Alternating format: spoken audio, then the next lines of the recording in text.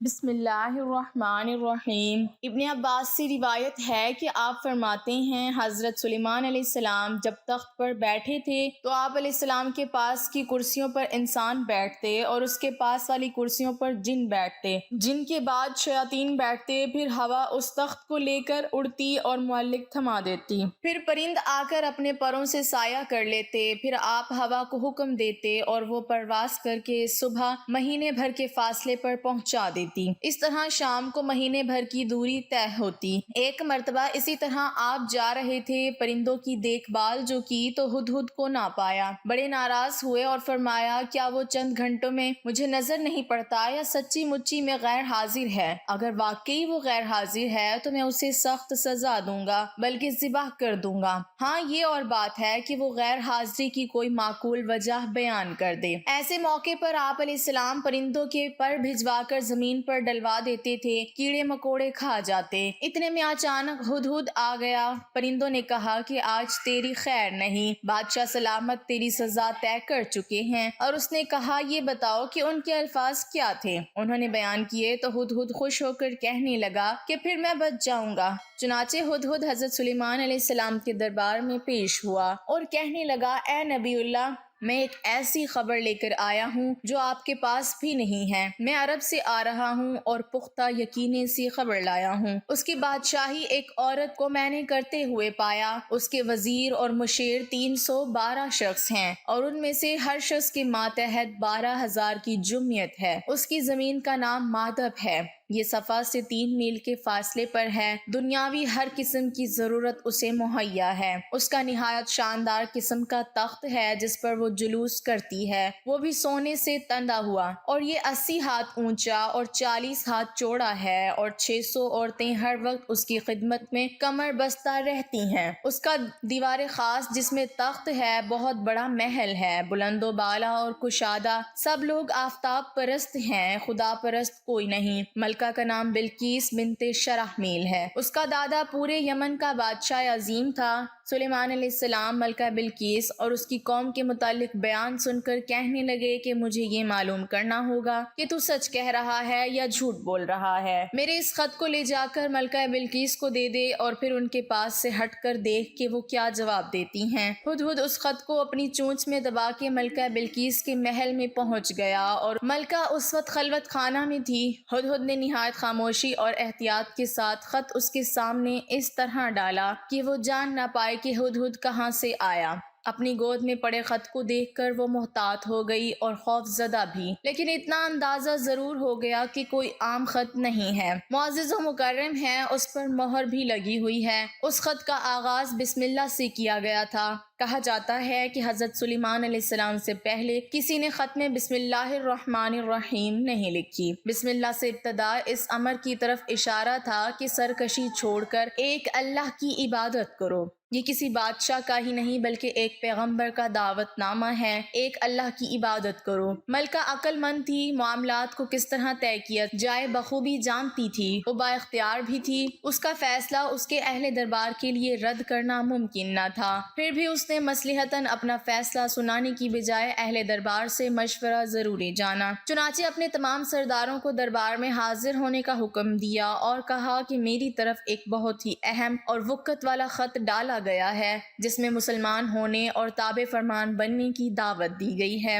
تم سب جانتے ہو کہ میں کوئی فیصلہ تمہارے بغیر نہیں کرتی، رائے دو کہ ہمیں کیا کرنا چاہیے۔ تمام اہل دربار نے جواب دیا ہمارے پاس طاقت و قوت کی کمی نہیں، اسلحہ اور سامان وافر مقدار میں موجود ہے، ہم بہادر و شجاع بھی ہیں، میدان جنگ میں نہایت جرأت و مردی کے ساتھ لڑتے ہیں، اسی لیے ہمیں خوف زدہ ہونے کی ضرورت نہیں، ہماری طاقت مسلم ہے، ہم ہر قسم کے معاملے کے لیے تیار ہیں، اب جو آپ کا حکم ہو ہم آپ کے فرما بردار ہیں۔ ملکہ بلقیس خود سے اندازہ کر چکی تھی کہ حضرت سلیمان علیہ السلام کے سامنے اس کے لشکر کی کوئی حیثیت نہیں، اگر جنگ کی نوبت آئی تو تباہی اور بربادی کے سوا کچھ کچھ ہاتھ نہ آئے گا۔ اس نے اپنے سرداروں سے کہا جب بیرونی حملہ آور کسی بستی پر حملہ کرتے ہیں اسے اجاڑ کے رکھ دیتے ہیں، کیوں نہ کوشش کی جائے کہ اس عمل سے بچا جائے۔ اس کا طریقہ یوں نکلا کہ فیصلہ کیا گیا حضرت سلیمان علیہ السلام کی خدمت میں تحائف بھیجے جائیں، پر ملکہ کا مقصد یہ بھی تھا کہ حضرت سلیمان علیہ السلام کی آزمائش بھی ہو جائے۔ اگر وہ تحائف لے کر راضی ہو گئے تو اس امر کی علامت ہوگی کہ وہ ایک بادشاہ ہے اور ان سے مقابلہ کرنے کے لیے دنیاوی وسائل کام دے سکیں گے، اور اگر وہ واقعی نبی ہیں ہمارے تحائف کی ان کے نزدیک کوئی اہمیت نہ ہوگی۔ ان کا ہدیہ قبول نہ کرنا اس عمل کی طرف اشارہ ہوگا کہ ہمیں بھی اطاعت کیے بغیر چارہ نہیں۔ ملکہ نے تحائف تیار کروائے۔ تحائف اسرائیلی روایت کے مطابق سونے کی اینٹیں، جواہرات، قیمتی برتن تھے۔ جب یہ تحائف ملکہ بلقیس کے قاصد لے کر آپ علیہ السلام کی خدمت میں پہنچے تو آپ علیہ السلام نے تمام مہمانوں کو وضو کر کے تازہ دم ہونے کے لیے کہا۔ اسرائیلی روایت کے مطابق ملکہ بلقیس نے اپنے حتمی چند آزمائش سوالات بھی تیار کیے، جن میں سے ایک یہ بھی تھا کہ ملکہ نے ایک برتن بھی بھیجا جس کے لیے فرمائش تھی کہ اسے ایسے پانی سے بھرا جائے جو زمین کا ہو نہ آسمان کا۔ حضرت سلیمان علیہ السلام نے اس کی فرمائش یوں پوری کی کہ ان کے پسینے کے قطرے اس برتن میں جمع کروا دیے۔ ملکہ نے حضرت سلیمان علیہ السلام کے لیے کچھ اور بھی آزمائش تیار کی تھی۔ اپنے غلاموں سے کہا تھا یہ ایک موتی جس میں سوراخ نہیں ہے ان کی خدمت میں پیش کرنا کہ اس میں جن اور انسانوں کی مدد کیے بغیر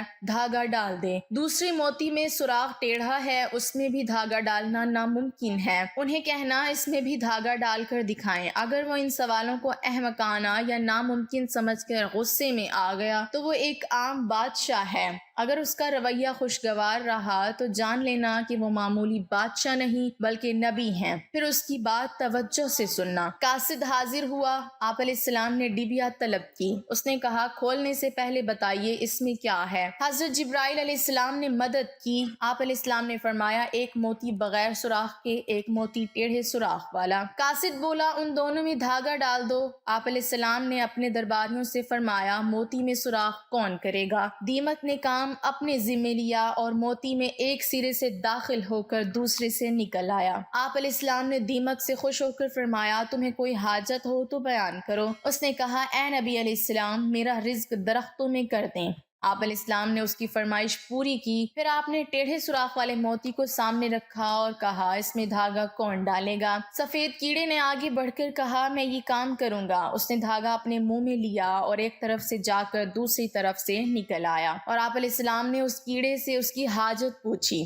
اس نے کہا اے اللہ کے نبی میرا رزق پھلوں میں رکھ دو۔ اس کی فرمائش بھی رہتی دنیا تک پوری کر دی گئی۔ قاصد تو اس سے پہلے ہی آپ سے مروب ہو چکے تھے جب حضرت سلیمان علیہ السلام نے قاصدوں کے استقبال کے لیے دربار سے 9 فروغ یعنی کوئی 30 میل کی مسافت میں سونے چاندی کی اینٹوں کا فرش بنانے کا حکم دیا۔ راستے میں دونوں طرف عجیب خلقت جانوروں کو کھڑا کر دیا۔ دربار کو بھی از سر نو ترتیب دیا۔ اپنے تخت کے دائیں بائیں 4000 سونے کی کرسیاں، ایک طرف علماء اور دانشوروں کے لیے، دوسری جانب وزراء اور اعمال سلطنت کے لیے بچھا دی گئی۔ چنانچہ جب قاصد آئے تو انہوں نے سونے کی اینٹوں پر جانوروں کو کھڑا دیکھا، پھر جنات کی صفیں تھی، وہ رستے میں ہی حیرت زدہ ہو گئے تھے۔ دربار پہنچے تو وہاں کی شان و شوکت دیکھ کر دنگ رہ گئے۔ جب حضرت سلیمان علیہ السلام سے ملاقات ہوئی تو شاہانہ بادشاہ ہونے کی باوجود آپ علیہ السلام خندہ پیشانی سے پیش آئے۔ قاصدوں نے بیش قیمت تحائف نظر کیے تو آپ علیہ السلام نے فرمایا کیا تم نہیں دیکھ رہے کہ اللہ تعالیٰ نے مجھے ہر چیز سے نوازا ہے؟ یہ مال و دولت میرے لیے بے معنی ہے، تم مجھے یہ بے وقت اور معمولی تحائف دے رہے ہو، جبکہ اللہ تعالیٰ نے مجھے نبوت سے سرفراز کیا ہے کہ جنوں، پرندوں اور ہواؤں کو میرے لیے مسخر کیا۔ میری بادشاہت کی شان و شوکت تم دیکھ ہی رہے ہو، اس دنیاوی ساز و سامان کی میرے نزدیک کوئی حیثیت نہیں۔ تم اپنے یہ تحائف واپس لے جاؤ اور ایک خطرناک انجام کا انتظار کرو۔ میں انسانوں کی ہی نہیں بلکہ جنوں اور پرندوں کی فوج لے کر حملہ آور ہوں گا جن کا تم مقابلہ نہ کر پاؤ گے۔ تم اپنے ہدیے پر فخر کرو اور اسے اپنے ہمراہ لے کر لوٹ جاؤ۔ قاصد حیران و پریشان ہو کر واپس ہوا۔ حضرت سلیمان علیہ السلام کے دربار کے احوال کے علاوہ ان کے اعلان جنگ بھی ملکہ کو سنایا۔ جان گئی کہ وہ بادشاہی کے علاوہ نبی بھی ہیں اور اللہ کے نبی اور رسول سے لڑنا یعنی اللہ سے مقابلہ کرنا ہے جس کی جرت ہم میں نہیں نہیں۔ ملکہ نے حضرت سلیمان علیہ السلام کے دربار میں حاضری دینے کا فیصلہ کیا۔ کہا جاتا ہے کہ اس نے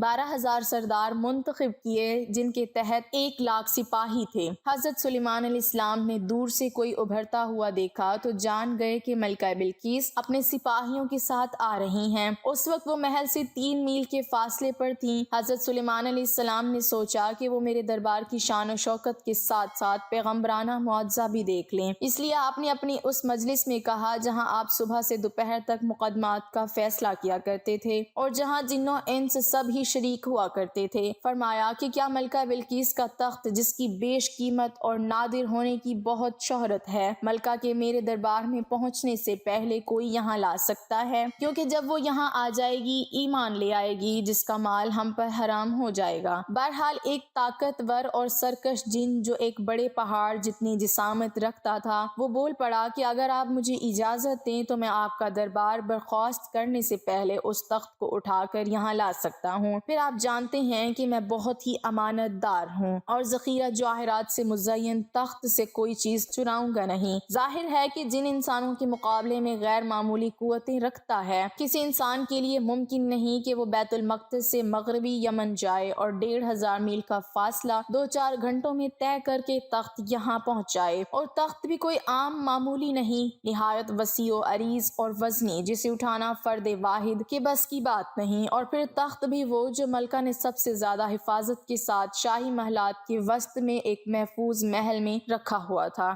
جہاں خود اس کی لوگوں کی رسائی ممکن نہ تھی۔ مجلس میں موجود ایک شخص بول اٹھا، یہ وہ شخص تھا جسے کتاب کا علم عطا کیا گیا۔ آپ کے پلک جھپکنے سے بیشتر میں چاہتا ہوں کہ آپ کی خدمت میں حاضری کر سکتا ہوں۔ بعض مقامات پر اسے حضرت سلیمان علیہ السلام کا مقرب صحابی بتایا گیا ہے۔ اس کا نام آصف بن باقیہ درج ہے جو حضرت سلیمان علیہ السلام کے وزیر تھے اور نسل انسانی سے تعلق رکھتے تھے۔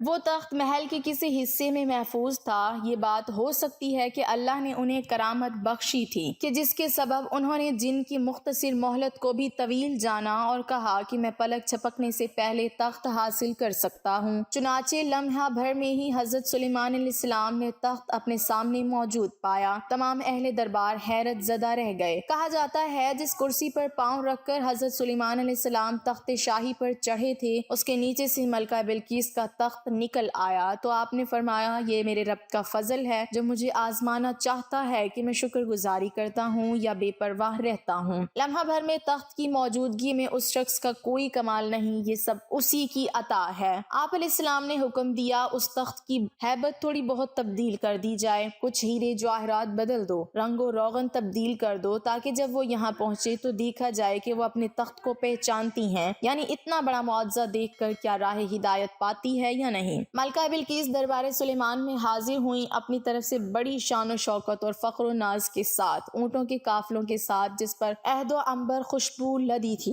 بہت سونا ہیرے جواہرات لے کر یروشلم آئی تھی۔ جب وہاں پہنچی تو یقیناً یہ امر اس کے لیے حیران کن تھا۔ اس کے سامنے موجود تخت تھوڑی بہت تبدیلیوں کے ساتھ اس کا اپنا تھا۔ یہاں کیسے آ گیا؟ کہاں یروشلم، کہاں بلقیس کا علاقہ؟ اس شدید پہرے کے باوجود تخت یہاں بیت المقدس میں حضرت سلیمان علیہ السلام کے دارالسلطنت میں اسے یہاں کون لا سکتا ہے؟ وہ ابھی شش و پنج میں مبتلا تھیں کہ حضرت سلیمان علیہ السلام نے سوال کیا، کیا تیرا تخت بھی ایسا ہی ہے؟ ملکہ بلقیس واضح جواب دینے کی قدرت نہ رکھتی تھی، گویا انکار کیا نہ اقرار، محتاط جواب دے دیا، اور یوں گویا ہوئی کہ ہم تو اس کرامت سے پہلے ہی آپ کی نبوت کے قائل ہو چکے تھے، اور وہ جو مشکل سوالات کے جوابات کے حصول کے لیے آئی تھی وہ موقع اسے عطا کیا گیا۔ ایک سوال یہ بھی تھا کہ اللہ تعالیٰ کا رنگ کیسا ہے؟ یہ ایسا سوال تھا کہ آپ سجدے میں گر پڑے اور خدا تعالیٰ سے فریاد کی کہ اس نے ایسا سوال پوچھ لیا ہے کہ جس کا جواب میں تجھ سے دریافت کرنے کی جرت نہیں پاتا۔ اللہ تعالیٰ نے فرمایا کہ بے فکر ہو جاؤ، تمہارا مسئلہ حل ہو چکا ہے۔ آپ علیہ السلام سجدے سے اٹھے تو آپ علیہ السلام نے پوچھا کہ تم نے کیا سوال کیا تھا؟ سبھی سوال فراموش کر چکے تھے۔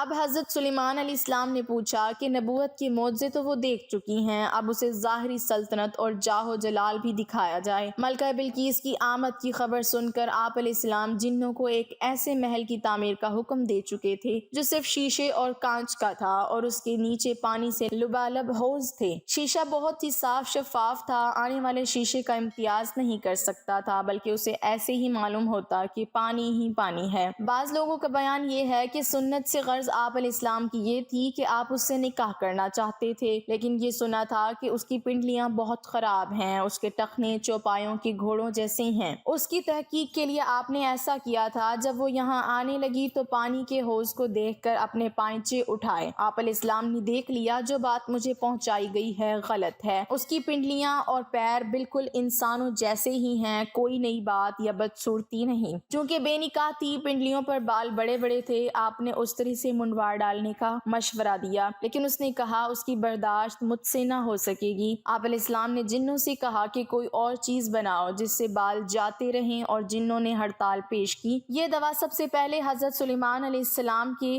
حکم سے ہی تلاش کی گئی تھی۔ ملکہ نے آپ علیہ السلام کے حکم کو، اس کے دسترخوان کی نعمتوں کو، اس کے ملازموں کو، وحشت تیور اور جن و انس کی اطاعت و فرما برداری کو، اور آپ علیہ السلام کی حکمت اور نبوت کے کرشموں کو دیکھا۔ اس کے ہوش اڑتے رہے۔ اس نے حضرت سلیمان علیہ السلام کی یہ شان و شوکت دیکھی تو اپنا محل، اپنی سلطنت ہچ نظر آنے لگی۔ اسے اپنا وہ محل جو نہایت وسیع و عریض فن و تعمیر کا نادر نمونہ تھا نظر آنے لگا۔ چڑھتے ڈوبتے سورج کے پرستش ان کا مذہب تھا۔ وہ اپنے محل کو دنیا کے عجائبات میں شمار کرتی رہی، لیکن یہاں جو کچھ اس نے دیکھا تو کہنے پر مجبور ہو گئی کہ وہ سچی خبر تھی جو میں نے تیرے کاموں اور تیری حکمت کے بارے میں اپنے ملک میں سنی تھی۔ میں نے ان پر بھی یقین نہ کیا تھا جب تک کہ میں نے یہاں آ کر خود نہ دیکھ لیا، بلکہ مجھے تو آدھا بھی نہیں بتایا گیا۔ تیری شان و عظمت تو اس سے کہیں زیادہ ہے جو مجھے معلوم ہوئی۔ ملکہ بلقیس ذہانت میں بے مثل تھی۔ وہ جان چکی تھی کہ اس شان و شوکت کا اظہار صرف اس لیے نہیں کہ اس کی اطاعت کی جائے، بلکہ اس موزانہ قدرت کا اظہار اس امر کی جانب اشارہ ہے اور اس ہستی کی طرف بلاوا ہے جو ہر چیز پر قادر ہے۔ یوں اپنے شرک پر نادم ہوئی اور اقرار کیا کہ میں نے اپنے آپ پر ظلم کیا اور میں حضرت سلیمان علیہ السلام اور آپ کے رب کی فرما بردار امتی ہوتی ہوں۔ واضح رہے کہ اس دور میں عام رواج تھا کہ بادشاہ کا مذہب عوام کا مذہب ہوتا تھا،